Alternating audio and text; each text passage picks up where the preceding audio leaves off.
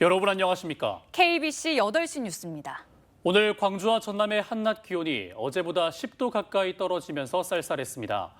지난주만 해도 11월 한낮 기온 역대 최고치를 경신하는 등 초여름 날씨를 보이더니 불과 며칠 만에 계절 시계는 초겨울을 가리키고 있습니다. 내일은 겨울이 시작된다는 절기상 입동인데요. 올가을 들어 가장 춥겠습니다. 정희진 기자입니다. 옷차림이 한 겹 더 두터워졌습니다. 패딩에 목도리, 장갑까지 챙겨 입고 나온 출근길. 불과 며칠 만에 돌변한 날씨에 온몸을 꽁꽁 싸맸습니다. 주말까지는 그냥 반팔에 가디건만 입어도 덥다 느꼈었는데 어제부터 엄청 추워져가지고 그냥 겨울 점퍼까지 꺼내 입어야 될 정도로 많이 추워진 것 같아요. 점심 메뉴 선정도 달라졌습니다. 오늘은 좀 너무 추워서 좀 안을 따뜻하게 적셔주자라고 생각해가지고 국밥 먹었습니다. 가을비가 그친 뒤 초겨울 날씨가 찾아왔습니다. 광주 14.8도, 목포 13.6도, 순천 13.8도, 나주 15.2도 등으로 광주와 전남의 한낮 기온 13에서 16도로 전날보다 무려 10도 안팎으로 떨어지면서 쌀쌀했습니다. 무등산과 구례 송삼재는 낮 기온이 각각 8.7도, 7.2도를 기록하며 한 자릿수를 기록했습니다. 겨울이 시작된다는 절기상 입동인 내일은 올 가을 들어 가장 춥겠습니다. 아침 기온 구례와 보성 1도를 최저로 나주와 장성, 영암 2도, 광주는 5도 등으로 평년보다 3에서 5도가량 낮겠고 낮 기온은 16도에서 19도의 분포를 보이겠습니다. 우리나라 북서쪽에서 차고 건조한 공기가 남하하면서 내일 아침 기온은 오늘보다 2도에서 7도 정도 더 낮아지겠습니다. 산지에는 얼음이 얼고 일부 내륙에는 서리가 내리는 곳이 있겠습니다. 모레 낮부터는 기온이 오르면서 점차 평년 기온을 회복하겠지만 주 후반 비가 내린 뒤에는 주말부터 다시 강추위가 시작되겠습니다. KBC 정의진입니다. 추위가 갑자기 찾아오면서 독감 환자도 빠르게 늘고 있습니다. 특히 초등학생 환자의 경우 2주 새 2배 넘게 증가했는데요. 전문가들은 예방접종을 적극 당부하고 나섰습니다. 임경섭 기자입니다. 이른 아침부터 병원 대기실이 북적입니다. 독감이 유행하면서 환자와 보호자들로 가득 찼습니다. 열이랑 기침이 심해서 왔어요. 학교에 친구들이 독감에 걸려가지고 많이 안 왔어요. 이민영 씨도 아침부터 아이가 고열 등 독감 증상을 보여 병원을 찾았습니다. 예전에 비해서는 또 일찍 맞는 편이라고는 하는데 그래도 독감이 지금 계속 유행을 하고 있어서 아무래도 좀 그게 많이 신경이 쓰이죠. 갑자기 찾아온 추위에 독감 환자가 크게 늘고 있습니다. 지난달 마지막 주 병원을 찾은 환자 1000명당 독감 의심 환자는 32.6명으로 전주 18.8명 대비 급증했습니다. 7살에서 12살 초등학생들에게서 독감이 급증했는데 1000명당 86.9명으로 2주 사이 2배가 넘게 늘었습니다. 무엇보다 예방접종이 중요합니다. 독감에 걸렸다 회복하더라도 다른 유형의 독감에 대한 항체는 없기 때문입니다. 접종이 늦어지더라도 꼭 맞는 거를 공고하는 이유가 독감 A형이 한 가지 타입만 지금 걸렸다는 거잖아요. 그럼 나머지 3가지 타입에 대한 면역이 생성이 안 돼 있기 때문에 독감 예방접종 효과의 지속기간은 6개월 정도로 보건당국은 매년 예방접종 받을 것을 권장하고 있습니다. KBC 임경섭입니다. 국민의힘과 더불어민주당이 내년 4월을 대비하는 총선 기획단을 출범시켰습니다.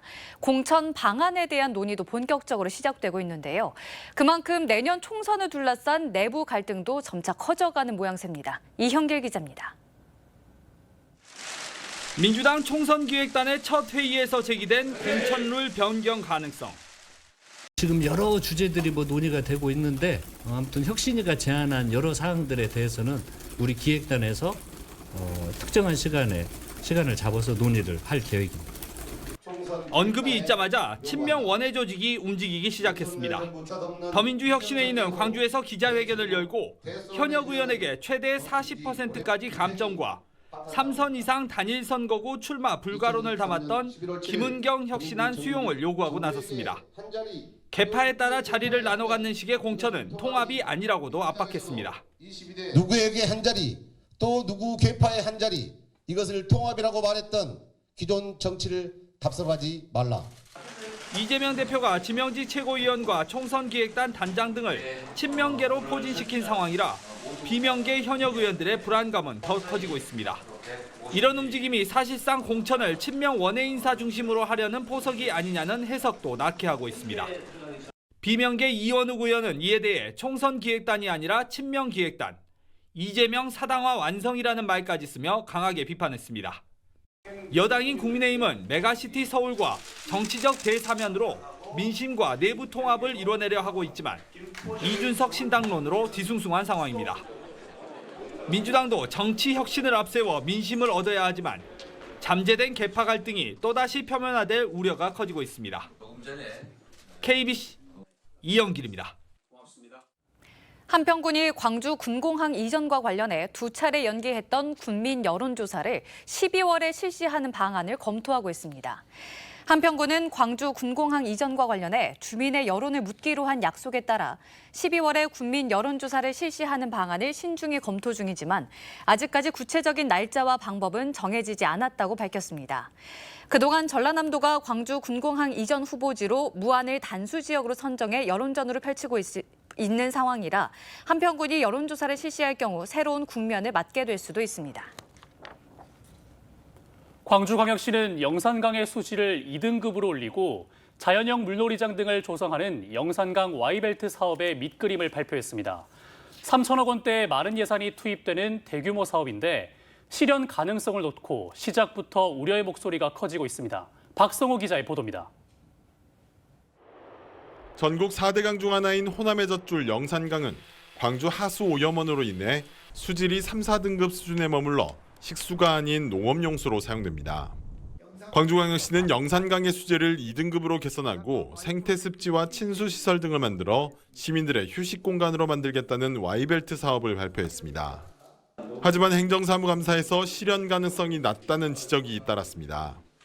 광주광역시 기후환경국과 환경부가 함께 세운 하천 오염 총량관리 시행 계획에 따르면 2030년 광주 승천보의 목표 생화학적 산소 요구량은 4.9 ppm으로 약 3급수 수준에 그칩니다.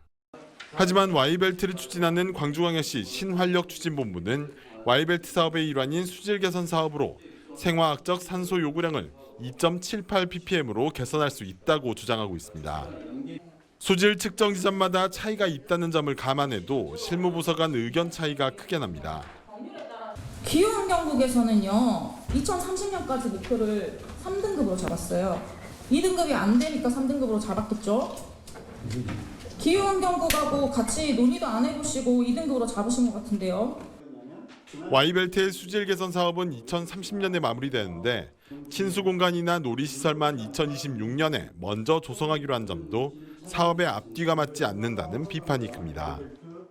물은 맑아지지 않고 여전히 상급수로 되어 있는 상태에서 프로젝트가 진행이 되고 거기서 시민들한테 놀라고 해요. 근데 물은 보면 깨끗하지 않고 냄새가 나요. 이게 맞습니까? 민선 8기 강기정 시장의 공약 사업이지만 시작부터 우려의 목소리가 큰 영산강 Y벨트 사업. 3천억 원이라는 막대한 예산이 투입되는 사업에 대한 철저한 검토와 검증이 필요해 보입니다. KBC 박성호입니다. 김포시 서울 편입을 추진하고 있는 국민의힘의 행보는 총선을 노린 매표형 정책이라는 비판이 커지고 있습니다. 광주와 대구, 대전, 부산경제정의실천연합은 공동 성명을 내고 국민의힘의 메가서울 당론 추진은 주민의 의견은 철저하게 배제한 선거용 정책이자 지방화와 분권 정책을 기반으로 한 국토균형 발전을 저해하는 행위로 용납할 수 없다고 주장했습니다. 또 당장 김포시의 서울 편입 논의를 중단하고 공공기관의 지방 이전을 조속히 이행하라고 촉구했습니다. 5.18 민주화운동의 산 증인인 윤공희 빅토리노 대주교의 백수연이 열렸습니다. 탄생 100년을 맞은 윤공희 대주교는 지난 1980년 5월 천주교 광주 대교구장으로 재임할 당시 계엄군의 잔혹한 진압 실상을 국내외에 널리 알리는 등 5월의 진실을 밝히기 위해 앞장서 왔습니다.